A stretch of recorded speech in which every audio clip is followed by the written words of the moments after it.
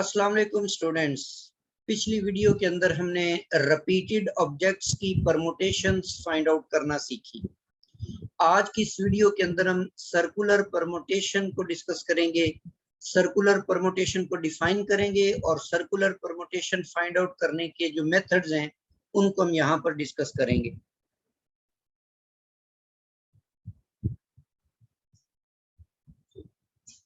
Ji, first of all circular permutation की definition है।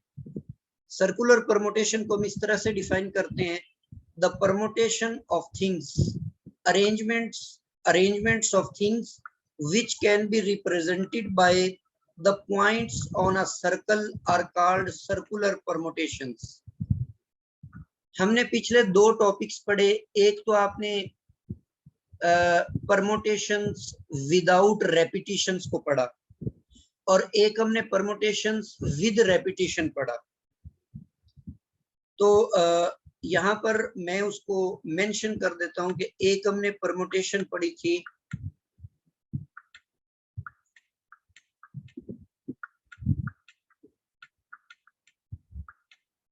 Permutations along a line.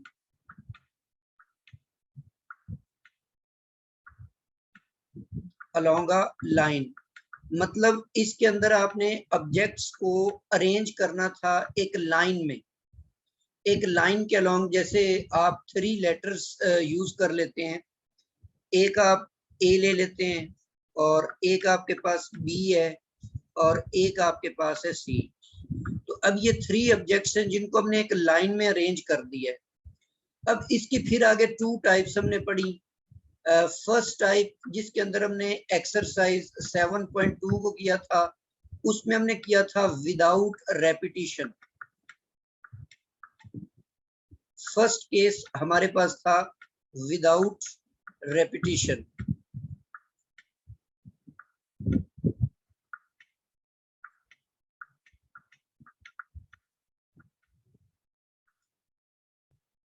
जैसे यही एग्जांपल आप ले लेते हैं, ए बी और सी, इसमें कोई भी लेटर जो है वो रिपीट नहीं हो रहा। फिर आपने दूसरे केस में पढ़ा, प्रीवियस वीडियो के अंदर जब हमने पढ़ा था तो उसमें रेपिटेशन थी, तो इसलिए दूसरा केस आपके पास बनता है विद रेपिटेशन। पहला विदाउट रेपिटेशन और दूसरा जो है वो है विद रेपिटेशन। इसमें जैसे सपोज कर लें कि आपको लेटर दे दिए हुए हैं ए और बी और सी। अब इसके अंदर जो ए है ये रिपीट हो रहा है, तो ये हमने एक लाइन के अलोंग जब ऑब्जेक्ट्स को अरेंज करते हैं तो ये हमने इसके 2 केसेस हम ऑलरेडी स्टडी कर चुके हैं। अब यहाँ हमारे पास सी, इनको हमने एक सर्कल के ऊपर हमने इनको रीअरेंज करना है, इनकी अरेंजमेंट्स बनानी है एक सर्कल के ऊपर। जैसे हम सपोज कर लेते हैं कि यहाँ पर हम प्लेस कर देते हैं एक,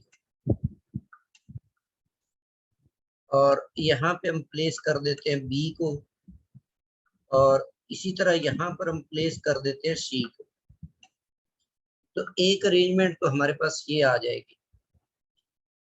अच्छा, अगर हम ए को यहाँ के बजाय इधर रिप्लेस कर दे बी वाली प्लेस पे, तो इसी तरह दूसरी इसकी जो अरेंजमेंट बन जाएगी सर्कुलर अरेंजमेंट, वो कुछ इस तरह से बनेगी कि बजाय वहां के हमने ए को यहीं से स्टार्ट कर लिया, ए यहाँ पे आ जाएगा और बी जो है वो यहाँ पे चला जाएगा और सी जो है वो यहाँ पे आ जाएगा। अच्छा, अब यहाँ पर थोड़ा सा गौर करें, जो लाइन में होती है ना परमुटेशंस, उनमें एक स्टार्टिंग पॉइंट होता है, एक एंडिंग पॉइंट होता है। मसलन ये ए है, ये बी है और ये सी है। ए को आपने यहाँ से स्टार्ट किया था और यहाँ पे बी आ गया और यहाँ पे सी आ गया। ये जो मैंने दोनों सर्कुलर परमुटेशन बनाई है ना, ये दोनों सेम है। कैसे सेम है? देखो, ये ए है ना, तो ए की राइट साइड पे सी है और ए की लेफ्ट साइड पे बी है। यहाँ पे अगर आप देखो, ये ए है सेकंड परमुटेशन में, तो इसकी लेफ्ट साइड पे बी है, राइट साइड पे सी है। तो इसका मतलब है इसमें ये मैटर नहीं करता कि ए कहाँ पर है, मैटर ये करता है कि ए के लेफ्ट साइड पे जो ऑब्जेक्ट है वही राइट साइड पे ऑब्जेक्ट है। लेकिन अगर हम एक नेक्स्ट परमोटेशन कुछ इस तरह से बनाते हैं कि ए की पोजीशन जो है ना वो तो हम यहाँ पे फिक्स कर देते हैं, ए यहाँ पे हमने फिक्स कर दिया और यहाँ पे हमारे पास बी आ जाएगा और यहाँ पे हमारे पास सी आ जाएगा। अब इस परमोटेशन में आप देखें तो ए की राइट साइड पे बी आ गया और ए की लेफ्ट साइड पे सी आ जाएगा। ऊपर ऐसे नहीं था, ऊपर ए की राइट साइड पे सी था, यहाँ पर ए की राइट साइड। इसका मतलब है कि ये जो परमोटेशन अब मैंने तीसरी सर्कुलर परमोटेशन बनाई है ये ऊपर वाली दोनों से मुख्तलिफ है।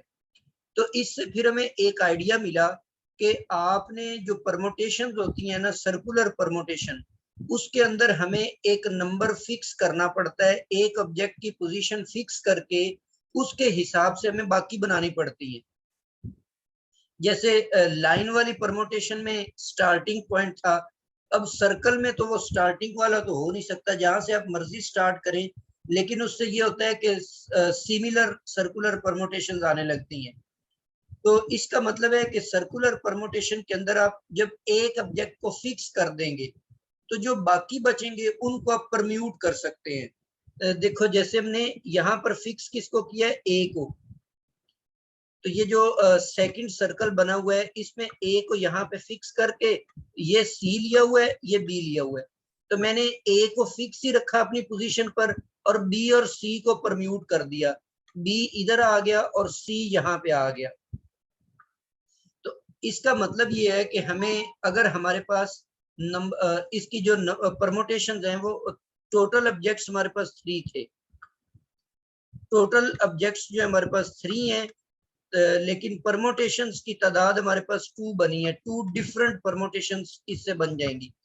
तो इससे हमने आइडिया लगाया कि अगर आपके पास टोटल n ऑब्जेक्ट्स हों तो n में से अगर आप एक को फिक्स कर लें, एक को फिक्स करने के बाद हमारे पास ऑब्जेक्ट बन जाएंगे n-1, तो इसीलिए हम n-1 फैक्टोरियल की परमोटेशन लेंगे। तो ये मैंने इसके 2 केसेस बनाए हुए हैं जो मैंने नीचे लिखे हुए हैं जी। केस नंबर 1 है कि if flipping is not allowed, अगर फ्लिपिंग अलाउड नहीं है। अच्छा ये फ्लिपिंग क्या होता है? फ्लिप का मतलब होता है उल्टा कर देना। अब बाद ऐसी प्रॉब्लम्स होंगे जिनमें हम वो जो अरेंजमेंट्स ऑब्जेक्ट अरेंज किए हैं उनको आप उल्टा कर सकते हैं, बाज ऐसे होते हैं जिनको हम उल्टा नहीं कर सकते। मिसाल के तौर पर एक टेबल के गिर्द 5 लोग बैठे हुए हैं, एक टेबल के गिर्द 5 लोग बैठे हुए हैं, आपने उनकी परमोटेशंस बनानी है कि कितनी बनेंगी। तो 5 में से आप 1 माइनस कर देंगे तो वो टोटल बन जाएंगी 4 फैक्टोरियल, ठीक है, 24 बन जाएंगी। अब ये जो प्रॉब्लम है ना, जो 5 लोग आपने टेबल के गिर्द बिठाने हैं, इन 5 लोगों को हम उल्टा नहीं कर सकते। तो इसका मतलब है कि इस प्रॉब्लम का ताल्लुक है फ्लिपिंग इज नॉट अलाउड से, मतलब इसके अंदर फ्लिपिंग जो है वो अलाउ नहीं है, तो n-1 फैक्टोरियल आएगा। सेकंड केस है इफ फ्लिपिंग इज अलाउड। जब फ्लिपिंग अलाउ होती है उसमें बेसिकली होता ये है कि जो क्लॉकवाइज परमोटेशंस होती हैं और जो एंटी क्लॉकवाइज होती है वो डिफरेंट हो जाती है। जब फ्लिपिंग अलाउ नहीं होता तो उसमें एंटी क्लॉकवाइज और क्लॉकवाइज डिफरेंट होने की वजह से n-1 फैक्टोरियल आएगा। और जब फ्लिपिंग अलाउ होती है उसके अंदर क्लॉकवाइज और एंटी क्लॉकवाइज सेम होती हैं, इसका मतलब है आधी और आधी सेम हो जाती है, क्लॉकवाइज आधी क्लॉकवाइज होती हैं और आधी एंटी क्लॉकवाइज, तो वो सेम हो जाती हैं। इसीलिए हम जो टोटल परमोटेशंस बनेंगी उनमें से चूंकि हाफ सेम होती हैं इसीलिए हम इसको 2 पर डिवाइड कर देते हैं। इसकी मिसाल भी सुन लें, जैसे आपने एक नेकलेस बनाना है, एक नेकलेस बनाने के लिए एक धागे के अंदर आपने कुछ बीड्स परो देने हैं, मोती जिनको हम बोलते हैं। जैसे 5 बीड्स है, एक ये बीड है, एक ये वाला है, एक ये मोती है और एक ये वाला है और एक ये वाला है। अब इसके अंदर इस हार को आप उल्टा भी कर सकते हैं। ये जो नेकलेस आपने बनाया ना, ये उल्टा हो सकता है। तो इसलिए इसके आएगा टोटल ऑब्जेक्ट्स 5 हैं, तो इसलिए 4 फैक्टोरियल डिवाइडेड बाय 2 आ जाएगा। तो अब इसमें याद रख लें कि ये जिसमें हम उल्टा कर सकते हो वो उसमें फ्लिपिंग अलाउ नहीं, उसमें फ्लिपिंग अलाउ होती है, और जिसको उल्टा नहीं कर सकते हो उसमें फ्लिपिंग अलाउ नहीं होती, उसमें n-1 फैक्टोरियल आ जाएगा। इन दोनों की हम एग्जांपल देखते हैं जी। फर्स्ट एग्जांपल है, in how many ways can 5 persons, 5 लोग हैं और उन 5 लोगों को आप कितने तरीकों से एक राउंड टेबल के गिर्द बिठा सकते हैं। 5 person be seated at round table. तो इसमें हम सपोज कर लेते हैं कि एक पर्सन को हम फिक्स कर देते हैं, then the remaining 4 person will be permuting their seats in 4 factorial ways।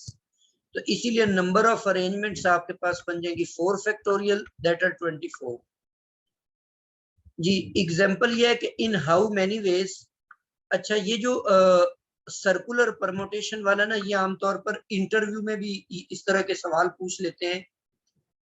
तो इंटरव्यू में 4-5 लोग बैठे हुए हैं टेबल के गिर्द, तो वो आपसे ये सवाल पूछ सकते हैं कि हम ये टेबल के गिर्द 4 लोग बैठे हुए हैं, तो हमारी कितनी परमोटेशंस बन सकती हैं। तो वहां पर याद रखें कि 5 पर्सन होंगे, तो उसमें से एक माइनस करके आपने 4 फैक्टोरियल बना देना। अच्छा, दूसरी एग्जांपल है कि इन हाउ मेनी वेज, कितने तरीके होंगे, can a necklace of 8 beads.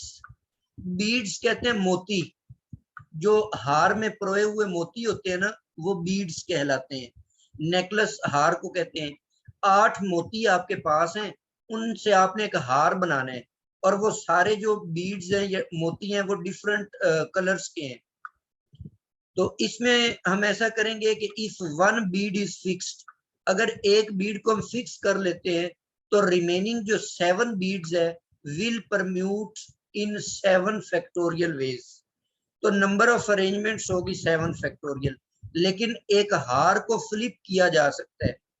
तो यहाँ पर नीचे मैंने रीजन लिखी हुई है, but after flipping we get same arrangements, therefore the total number of arrangements 7 factorial divided by 2 बन जाएगा, that is equal to 2520, मतलब 2520 अरेंजमेंट्स इस तरह की बन सकती हैं। तो ये आपके पास थी सर्कुलर परमोटेशन। तो ये दोनों तरीकों की परमोटेशन सर्कुलर होती है, एक में फ्लिपिंग अलाउ होती है, एक में फ्लिपिंग अलाउ नहीं होती। तो नेक्स्ट वीडियो के अंदर हम इंशाल्लाह एक्सरसाइज 7.3 स्टार्ट करेंगे। तो नेक्स्ट वीडियो तक के लिए अल्लाह हाफिज।